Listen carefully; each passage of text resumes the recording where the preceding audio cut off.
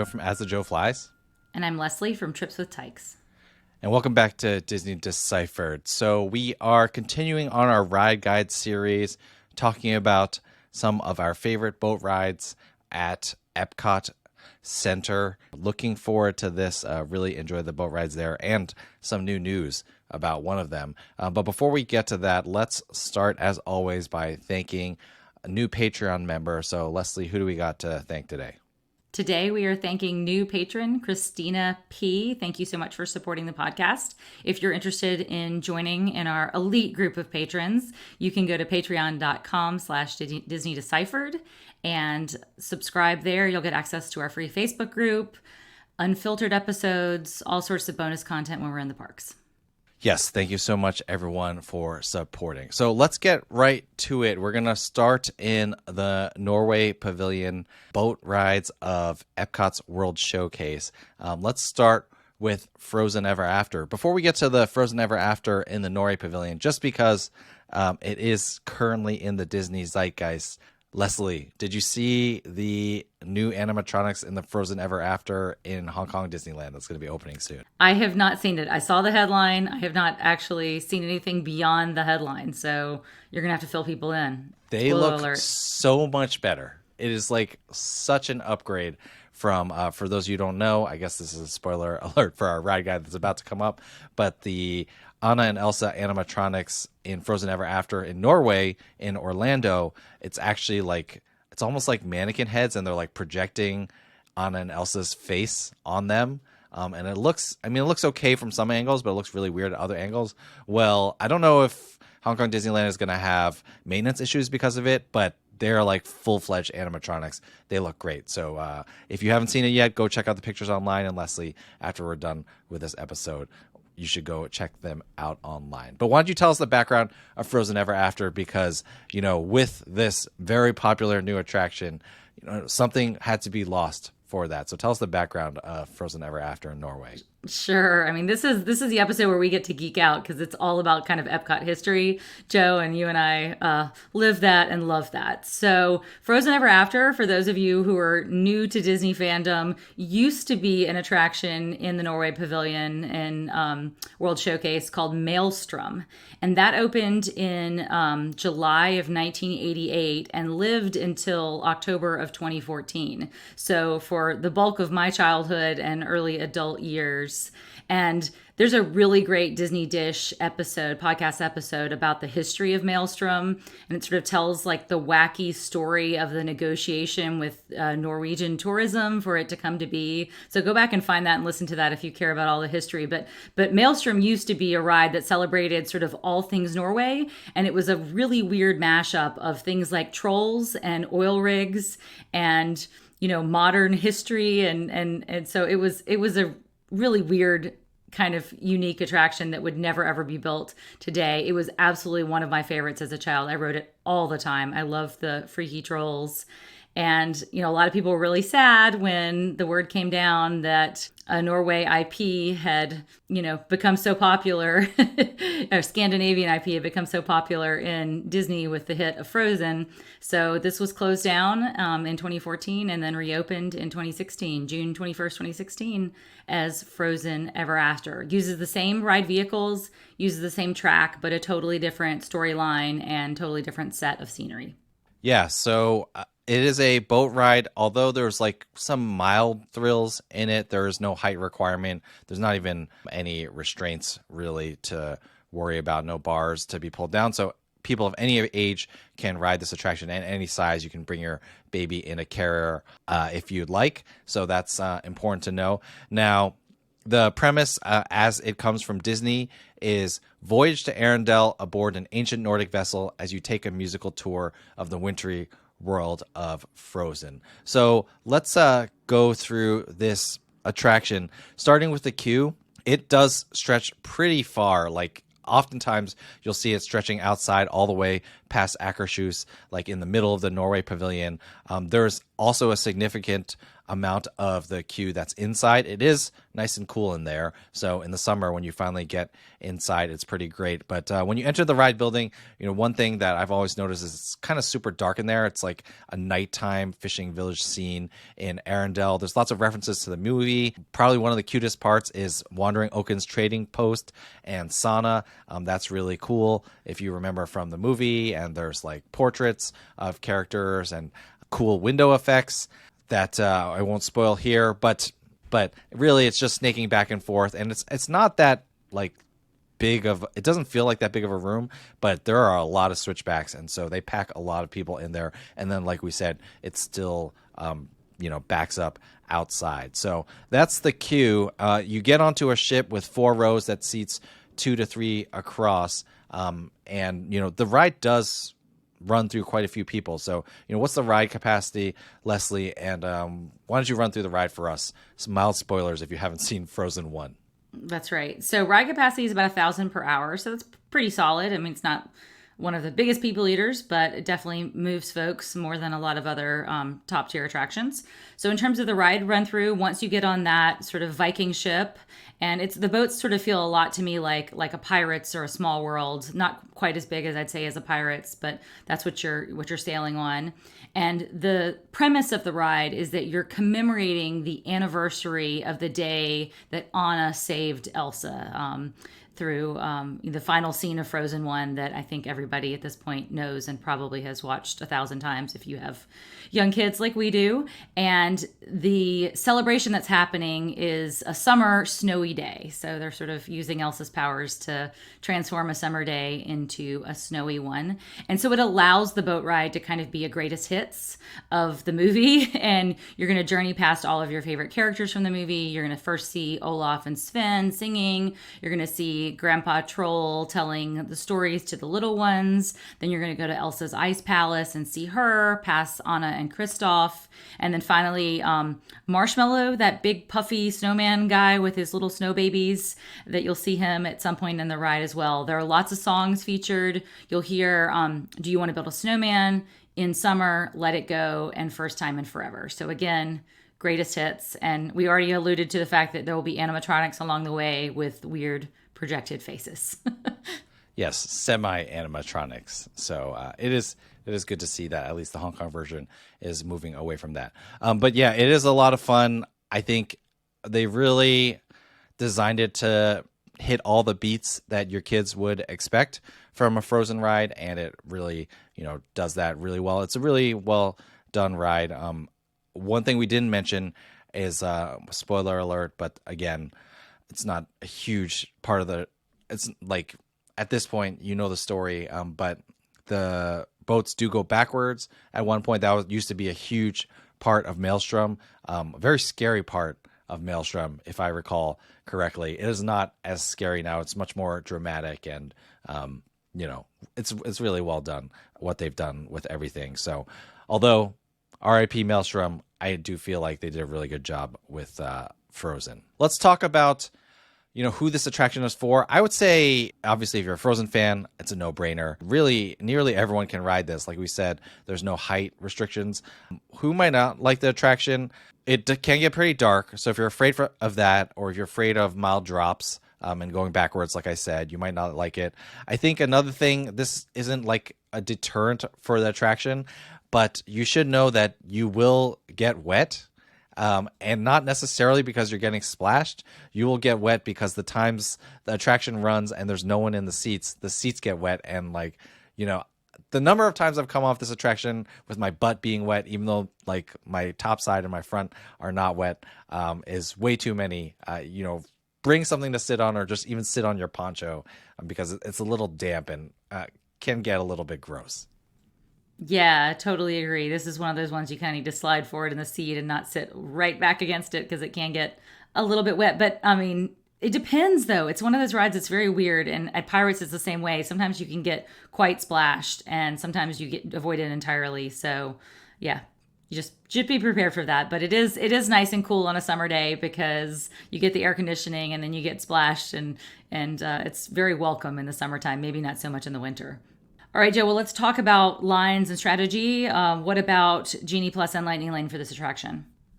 So this is on Genie Plus. I would say it is like a tier two attraction to get, or it's like it's probably the second or third attraction you're gonna want to get. Test Track goes faster, but and like Test Track, I think it feels like there's less slots. Frozen Ever After, it doesn't go as fast, but it's not gonna stick around for the entire day, and it'll start backing up to later times. I would say if you like must get on this ride, if this is like a must do attraction for you and you have Genie Plus, then you might want to prioritize it over something like Test Track just because, or Remy's just because, it is going to back up. But Remy's and Test Track are going to go first, and then this one is probably going to go after that. Yeah, I agree. I'm not sure you can necessarily count on getting this as your third selection. So if you're going to select Test Track and Remy's first, it could be that Frozen is gone for the day. So I feel like you can reliably get this as your second attraction in Epcot, as long as you're not going on like a crowd level 10 day. But again, if you have a Frozen fan in the family, it's probably got to be your top choice, or at least rope drop it. So let's talk about standby line strategies.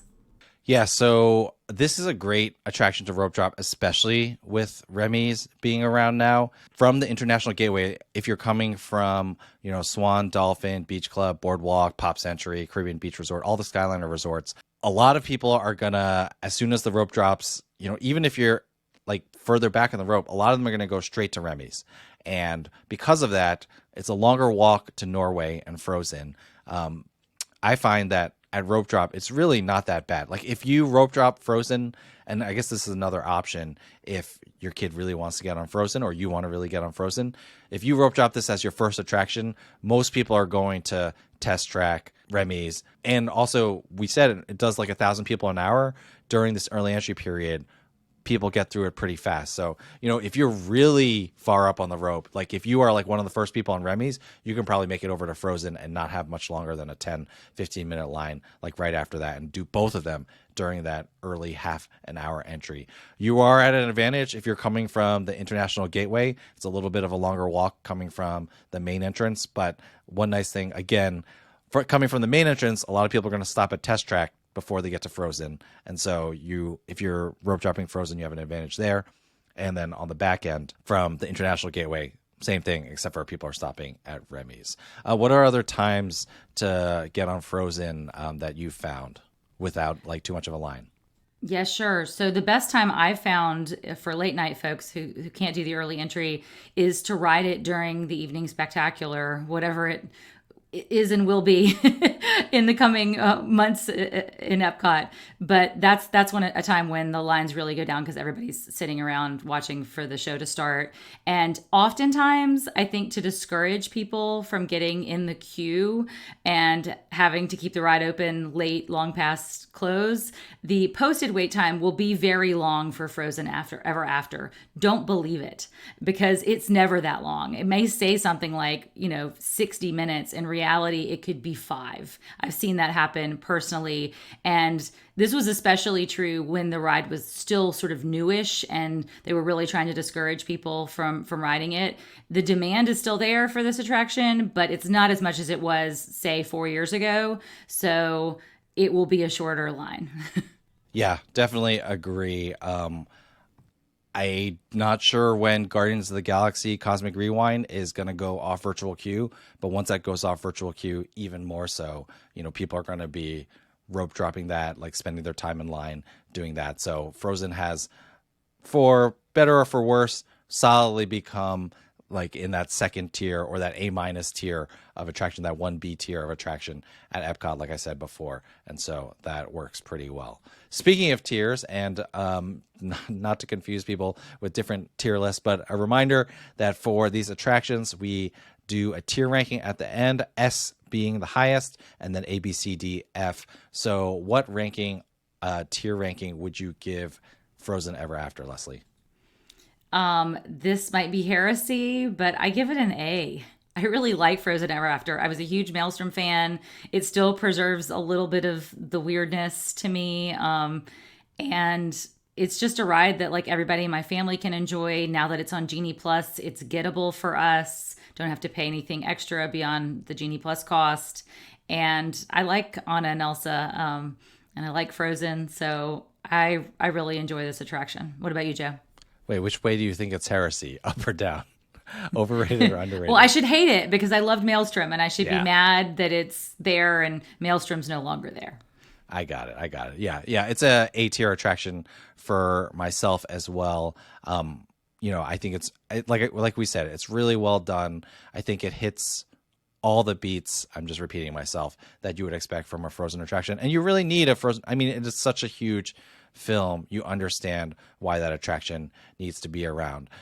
I know people will ding it for kind of like it was emblematic of the introduction of IP into Epcot and like losing the original mission of Epcot, but that ship has long sailed, and we'll give it a pass for that. So solid A tier attraction from both of us.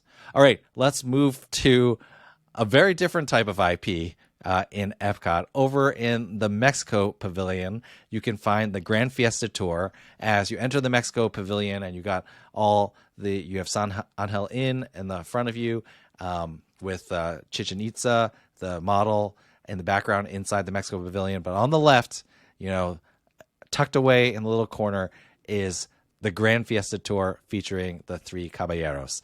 Leslie, so let's talk a little bit about this boat ride and where did this come from? All right. So this was originally like Maelstrom, an old school Epcot attraction. In fact, it was opened with Epcot in 1982, called El Rio de Tiempo, the River of Time. And it was just a slow moving boat ride through Mexican history and sites, and very much old school Epcot in keeping with sort of the educational themes of World Showcase. And that lasted until 2007, when the Three Caballeros animatronics and scenes were added. But unlike with Frozen and Maelstrom, this wasn't a complete redo. This was more sort of adding the Three Caballeros to what already existed. So there are elements of the older attraction that are still very much there, and you get kind of a hybrid, just the IP being added. But Three Caballeros, for folks who don't know, it's a movie from the 1940s, a Disney movie, starring Donald Duck, and then Jose from Brazil and Panchito from Mexico, and their misadventures. So a lot of people it's a deep cut for a lot of people. So a lot of people don't even realize that there's a Disney movie attached to this. Yeah, it is a little bit dated. The animation, is a little bit dated, but still, it's kind of tough to dislike the Three Caballeros. They are just a lot of fun, and so they kind of help to make the attraction. So again, this is a boat attraction, so there's no height requirement. And Disney says, take in the sights of Mexico and the antics of three feathered amigos on this gentle boat ride through the Mexico Pavilion. There's not much of a queue. It's very minimal. You're kind of going through like the whole entire Mexico Pavilion is kind of like mission themed. So you're going through like what looks like walls of an old mission, or open walls, like those arches things. I'm not doing a good job of describing this here, but not much of a queue. Normally, like, you're not going to wait in the queue too much except for at random times, but we'll talk about that a little bit later. It goes through a ton of people, 1,600 per hour. Yeah, let's talk about the ride run through. I would say the best part of the ride is at the very beginning. You pass San Angel Inn restaurant with Chichen Itza on the left and the restaurant on the right, stars all above you on the canopy as you start cruising down the Rio Grande. Even though it's technically a dark ride, it's pretty bright in there because you're going to pass a lot of famous sites and cities in Mexico. And the whole time, Panchito and Jose, they're just looking for Donald for a concert. So it's like a combo of sets, animatronics, and also just screens. It's pretty odd and out there, I would say, but it has its charm, especially if you've done it a few times and maybe had a few drinks. Yeah, exactly. It's just kind of a triumphant ride in a lot of ways. It's silly, it's irreverent. I mean, in a completely family-friendly kind of way, and it's just a happy boat ride. It ends with fireworks over Mexico City, and the Three Caballeros singing their concert. So it's Definitely not the latest and greatest in technology. It does have a lot of dated things. A lot of the videos that you'll see on screen were clearly filmed 20 plus years ago. You can just sort of tell by what people are wearing and the things that you see in the background of the cities.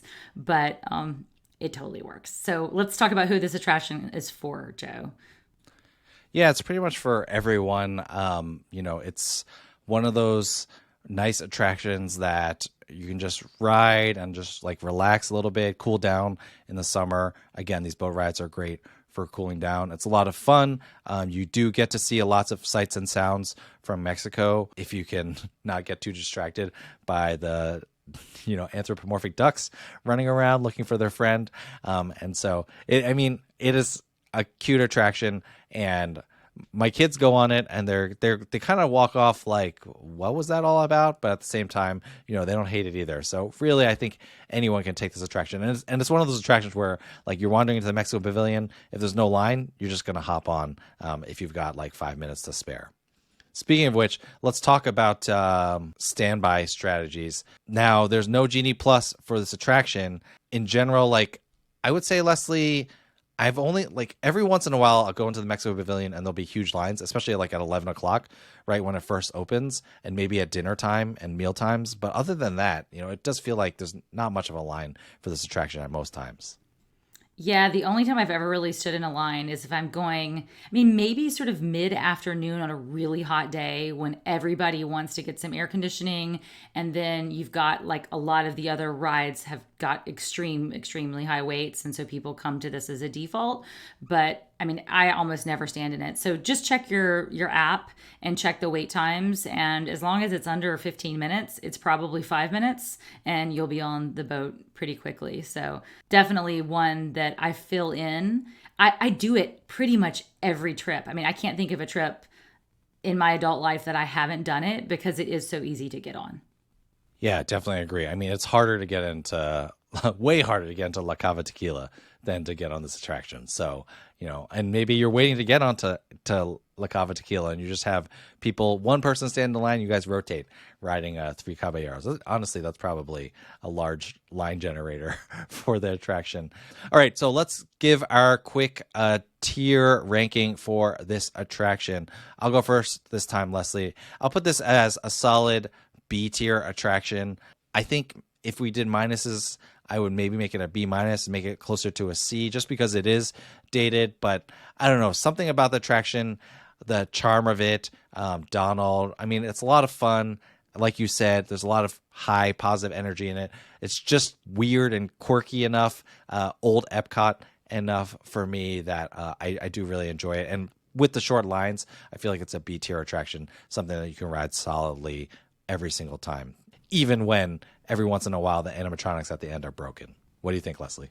Fair point. Fair point. For me, it's a B as well for many of the same reasons. I love that I don't have to strategize too much for it. It makes me feel like I'm in Epcot in the 1980s and the early 90s, where everything was a simpler time, both in terms of what the rides offered and in terms of just how to plan your day and not have to worry so much about all these other things that we now juggle as we take Disney vacations. So great throwback. I do like the addition of the characters. I think it fits in a way that some overlays don't necessarily fit. Like I say, it's something that I do every time in Epcot, and my kids love it. My kids actually like the weirdness. We have weird families, Joe, right?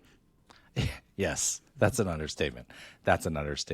All right. Well, this has been a little bit short, so you know what? I cannot leave without talking about Living with the Land a little bit, Epcot's third boat ride. And honestly, Leslie, if we didn't talk about it, someone would get mad at us if we're doing the boat rides at Epcot. Now, we're not going to go through the full ride guide for this, but just talking about the premise, Living with the Land is in the Land Pavilion Leslie, I just learned all these, but I've already forgotten. I'm gonna guess World Nature, and I'm gonna look it up after this episode is over, and we'll see what it is. World Celebration, World Discovery. So I think it's World Nature. I think you're right. I think I nailed it, right? Mm-hmm.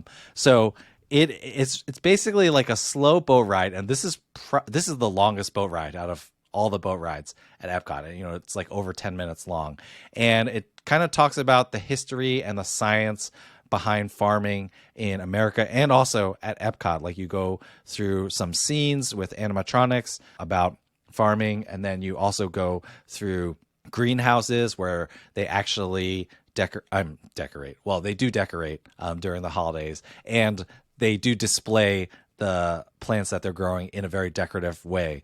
But they also grow stuff that's actually used at the parks. And, there's the behind the seeds tour where you can go into those greenhouses and really get your nerd on. I've had some clients do that have really enjoyed that. I hope to do that one day with my kids when they're a little bit older and can nerd out a little bit more with that. But overall, it's just a very slow, relaxing attraction. Great place to learn and great place to take a nap as well, Leslie. Fair enough. I love that you've gone off script. I thought we were covering the boat rides of World Showcase, not the boat rides of Epcot. Yeah, but there's only one other one, so we might as well. There only is. Yeah, there is. And a lot of people kind of think of that geographically sort of close to Journey into the Imagination, The Seas with Nemo and Friends, et cetera, et cetera. So people do it at different sort of points of their Epcot day. But it is a great, weird, nerdy, old school Epcot attraction. And I did not do it for many years and have done it several times on recent trips and rediscovered my love for it. Really, unless you're like riding it in the middle of the day, there's going to be no line. So if you want to ride this attraction, ride it anytime after 4:00. There's going to be no line. Of course, there's no line early in the morning too, because everyone's going to all the big attractions. It's really only at the middle of the day during lunchtime and stuff like that where the lines build. And I do feel like this attraction, it's going to bore little kids, and it'll bore adults as well. But we've talked about it many times on Disney vacations. You kind of need downtime, and this is like the perfect forced, combined with Spaceship Earth, that's like 30 minutes of downtime where you and your family are just sitting and relaxing and not go. So it is pretty good. So let's do a quick tier ranking for this, Leslie. I'm going to give Living with the Land an A tier ranking. I really love this attraction. Yeah, that's right, Leslie. Okay. All right. I appreciate the growth of plants in Epcot. So I'll give it an A tier, but yeah, it is. I'll tell you who hates this ride. My 5-year-old hates this ride. She's like the older kids were going on Soarin', and she's like, I don't want to go on Soarin'. And I was like, okay, I'll take you with Living with the Land. And she's like, no, anything but that. So we went on Finding Nemo torture. Instead. Yeah, the torture. Instead. Yeah. What tier ranking would you give it really quickly? I would give it a C. That's crazy. I mean, I don't feel like it's better than Gran Fiesta Tour. No way. Come on. I mean, I appreciate the old school, but it still is, kind of boring. Not everybody in the family wants to do it. It's long. And like you say, it can have a short line, but I've hit it sometimes where I've had to stand in line for 25 minutes for it. That's far too long. Too long. Don't do that. Don't do that. Don't do that. Come on, Leslie, the guitar at the end. All right, whatever. You're just a hater. You know what? It's good though, because we agreed on our tier rankings for the other two attractions. So it's good to end on this. Quick Disney do or don't. I've already alluded to it. I've said it multiple times, but do ride these boat attractions because they really do give you, especially Gran Fiesta Tour and Living with the Land. Frozen Ever After, you might have to wait in a long line for it, so that kind of dulls the effect. But stuff like Gran Fiesta Tour and Living with the Land, it's really going to give your family a break in the middle of the day with a short line, hopefully, so that you can rest and just kind of get your bearings, not being on a thrill ride all the time, not being out in the summer heat all the time, walking around at Epcot. You're doing 20,000 steps a day easy. So rest your feet, do one of these boat rides, even if you think they're boring, because the downtime has a positive effect as well, even if you don't think it's the greatest ride in the world. Totally agree. All right. Well, thank you so much. We'd love to hear your ideas, your tier rankings for these attractions. DisneyDeciphered@gmail.com, at www.deciphered on Twitter or on Facebook and Instagram, Disney Deciphered. Leslie, where can people find your Living with the Land hating work on the internet? I'm at Trips with Tykes everywhere on social media and tripswithtykes.com. Where can folks find you, Joe? You can find me at AsJoeFlies. If you're looking to book a Disney trip, you can email me, josephchung@travelmation.net. And reminder again, you can find us on YouTube now. Please like and subscribe us there, youtube.com/ at Disney Deciphered. All right, that does it for our boat rides of World Showcase and the rest of Epcot Ride Guide episode. Thank you so much, everyone, for taking the time to listen to us. Leslie, thank you so much for taking the time to talk to me. And I will see you eating at Garden Grill, apologizing to Living with the Land for an hour straight for hating on it. Thanks, Joe.